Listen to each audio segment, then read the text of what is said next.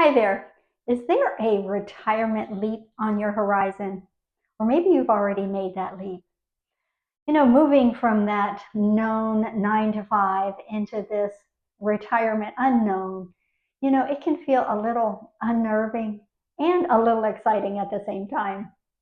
I like to think of it like an epic vacation that I've been planning and dreaming of.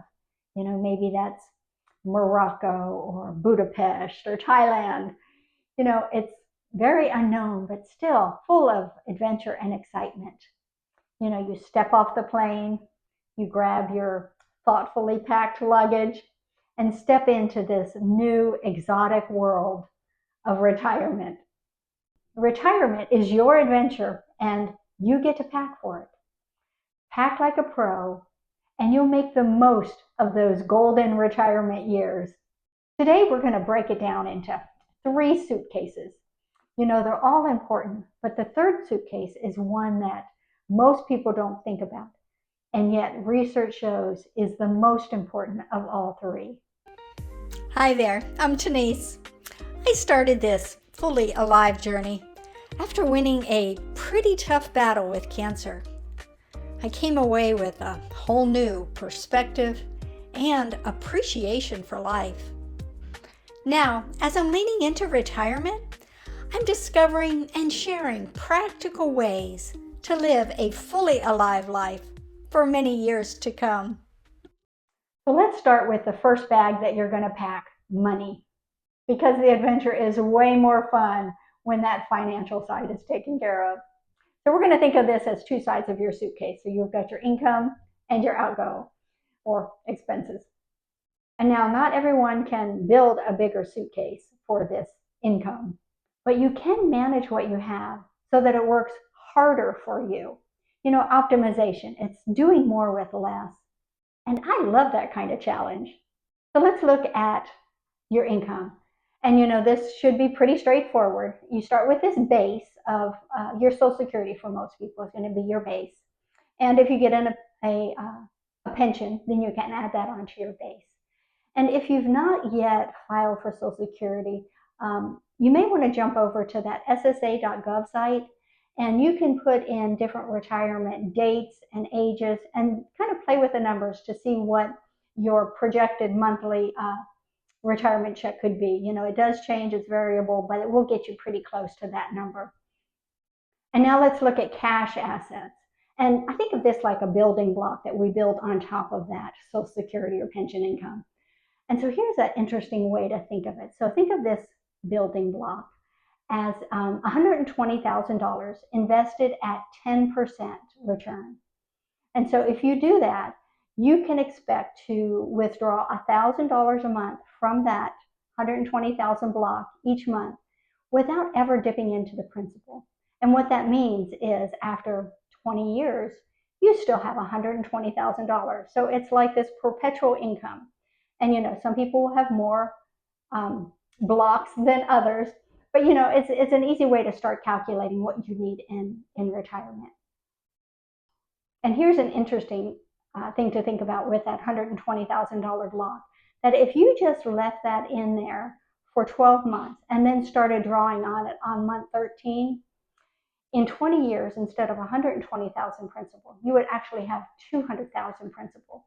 And so that can actually grow for you depending on how much money you need to take out of that and when you start withdrawing from it. And finally, let's just do a quick talk on Roth IRAs. When your money is invested in a Roth IRA, then whatever you're earning in that Roth is tax-free for life. So that is a factor to consider when you are looking at savings. If it's in a taxable account, there could be taxes that you'll have to pay on that and would actually reduce your net of what you would get from that. But if the 120,000 was in a Roth IRA, all of that is tax-free for life. And a Roth IRA also offers some pretty sweet benefits to your heirs. Then let's add any other streams of income. This could be rental property that you have, or if you have a studio apartment above your garage, or maybe you're a golf ranger to help offset some of those green fees. Pet sitter, or you're a crafter and you sell things at a craft fair or Etsy, all those kinds of things. And Add those in there. They're not quite as stable, maybe, as some of the other income that you'll have, but they really can make a difference in your retirement life. Now, expenses shouldn't be too much of a mystery. Hopefully you have a budget and you can look at an average of what you've been spending over a period of time and get a pretty good sense of what your expenses will be in retirement. And here's some good news. Many retirees report that they actually spend less in retirement than when they were working, up to 25% less. And a lot of that is largely due to things like your commute to work, the gas, the maintenance on your car insurance, which you may want to check with your insurance company to see if you can get a reduced rate on your car insurance now that you're not traveling so much. Work attire, you're not having to buy those clothes for work. And here's one that speaks to me, that I'm too tired at the end of the day to cook dinner, let's get takeout. Or that Starbucks on the drive to work. Those things are not as much of a factor once you retire. So here's a few other things that you're going to want to keep in mind as you're packing for retirement that you may not be aware of. So Medicare Part A is free, and that really just kind of covers hospital care. But Part B is not free, nor are any of the other parts of Medicare. So Part B is more like your traditional insurance. And in 2026, the cost to opt in for Part B is going to be just a little over $200 a month. That's different than free, $200 a month. So be aware of that. And also, if you wanted to opt out of that for a few years, be aware that you're going to get hit with a 10% penalty every year that you opt out. So, for example, if you opted out for 5 years and thought, I'm good with Part A until I'm 70, and then you opt in for Part B, your premium at 2026 rates would be $300 a month instead of $200 a month. And like I said, that never goes away. Next, gosh, if you can pay off your mortgage, you're going to be way ahead of the game. That's going to really tip those income and outgo scales to your favor. And if you're wondering how you can get there, I just did this video that talks about how you could have a housing payment of $200 a month, how you could actually pay off your mortgage and just need to pay property taxes and insurance. So I'll put a link to that below. But yes, if you can get your house paid off, that really is a lot of breathing room in that expense side. And then also pay off any credit cards, car loans, any kind of that consumer debt. That's just a drag that is difficult to maintain when you're retired. Finally, beware, don't let this get you. Once you're retired, it does become more difficult to qualify for a mortgage or a car loan or even credit cards. It depends on your income and your financial situation. And so make whatever preparations you need to so that you're not caught off guard. Money matters. It does. But in retirement, health is the new wealth. It's like your ticket to the fun stuff. So we're going to pack that suitcase next. But first, if you're enjoying this content, I'd invite you to like and subscribe and ring that bell so you're notified when my next video drops. Let's think of our body like our transportation. It's our wheels that get us around to do all the great things that we want to do in retirement. Think of it like this. You can have an epic itinerary from cafes in Paris to zip lines in Costa Rica. But if your engine sputters or you're running low on fuel, that can put a dent in your retirement adventures. So what can we do to make sure that our wheels can get us where we want to go? First, let's just talk about movement. Gosh, we all know we just need to move more. Get up, stand, walk. Strength training, you can actually build muscle into your 80s. Balance, all of those things. Don't think of it like exercise. Think of it like preparation for your next great adventure to Lisbon, Portugal, and walking the cobblestone streets there, or exploring the jungles in Ecuador without having to be concerned whether your body can make it. The next one is guard your sleep. Maybe something you've not thought about, but Good sleep is like flying first class. Everything just feels better in the morning. At this stage of life, poor sleep actually accelerates almost every major aging problem. I was not aware. So I'm going to pop up on the screen here a 1 week sleep challenge. 7 to 8 hours is usually a good number for everyone. But these are 6 things that you can do, and that most people notice a deeper, more refreshing sleep in just 1 week. So here's your 7-day challenge: bed and wake time within a 30-minute window. Morning light for 15 minutes. Grab a coffee on the patio or take a walk. Caffeine cutoff at 1 p.m. Screens off 90 minutes before bed. Have a cooler bedroom temperature. 67 is what's recommended. And then magnesium, 300 milligrams of magnesium, if your body can tolerate that. So we've talked about keeping your body moving, getting a good night's rest. And now we're going to fuel intentionally. We're not 20 anymore. As we get a little bit older, our bodies are going to need a little more high octane fuel.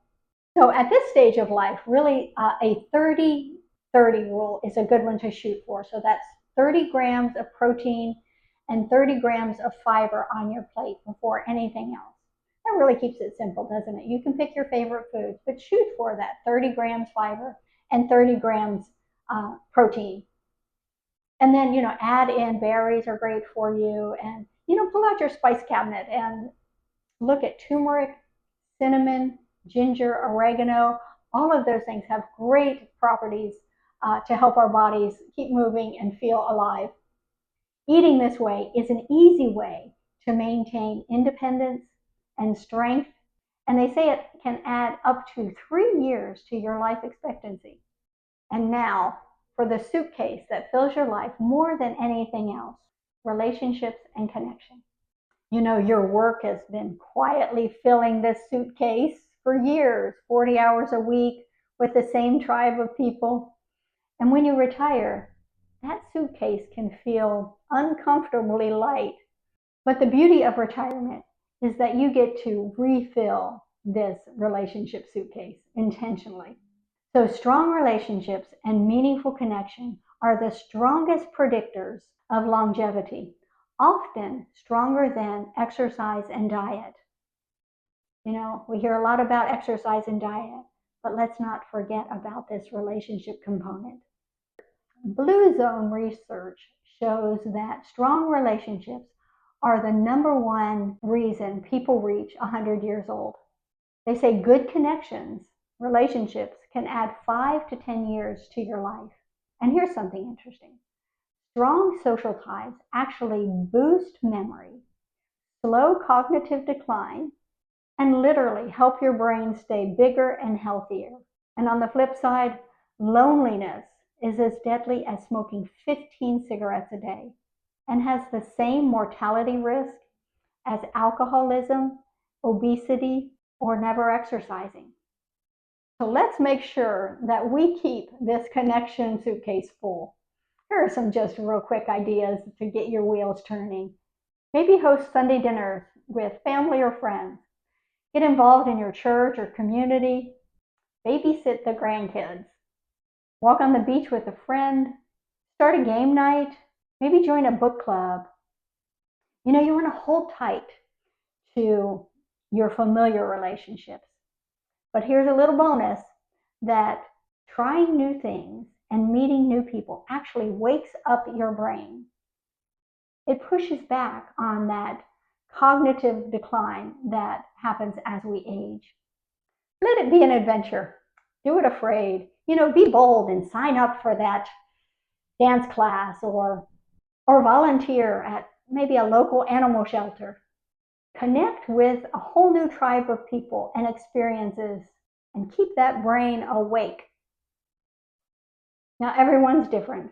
Some people are very happy with just a small carry-on suitcase, and others need that oversized luggage for their relationships.